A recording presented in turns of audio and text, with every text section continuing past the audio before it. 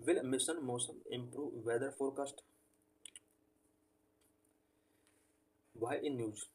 On September 11, the cabinet cleared a rupees 2000 crore program called Mission Mosam to upgrade infrastructure used to make atmospheric observations. सितंबर 11 को cabinet ने एक programme of rupees 2000 crore यहाँ पर उसको clear किया है। और ये जो प्रोग्राम है ये मिशन मौसम है जो कि एटमॉस्फेरिक ऑब्जर्वेशंस के लिए इंफ्रास्ट्रक्चर को अपग्रेड करने के लिए स्टार्ट किया गया है। It will involve a major upgrade of instruments used by the India Meteorological Department, the National Centre for Medium Range Weather Forecasting and Indian Institute of Tropical metrology.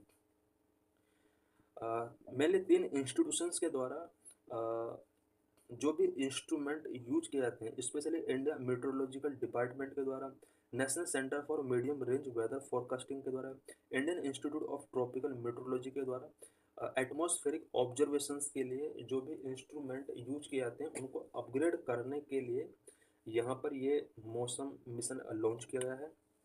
What are objectives of mission motion?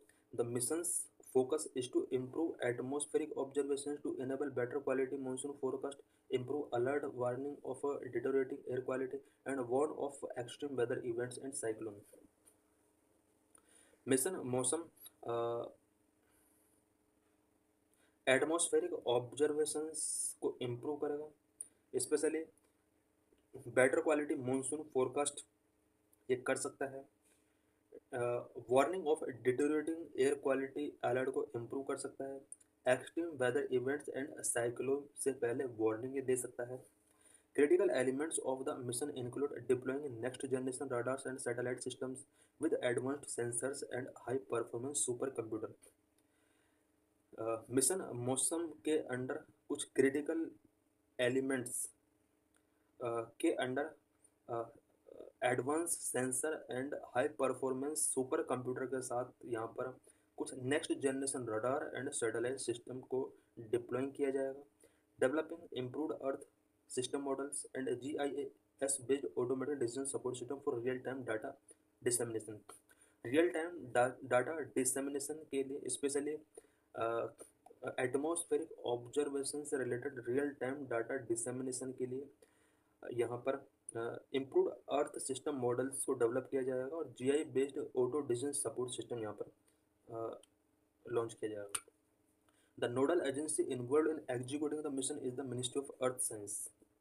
इस mission को execute करने के लिए जो nodal agency है वो ministry of earth science है। In the first tranche of the mission until 2026 the MOES hopes to procure and install up to 60 weather radars, 15 wind profilers and 15 radio sondes. इस mission के first ट्रैंकी के under जो कि 2026 तक के लिए है, यहाँ पर 60 weather radars procure and install करने का टारगेट रखा गया है। 15 विंड प्रोफिलर्स को प्रोक्योरमेंट और इंस्टॉल करने का टारगेट रखा गया है एंड 15 रेडियो सोंड्स को यहाँ पर इंस्टॉल करने का टारगेट रखा गया है। These instruments give regular updates on the changing parameter of wind speed, atmospheric pressure, humidity and temperature at various elevations of the atmosphere.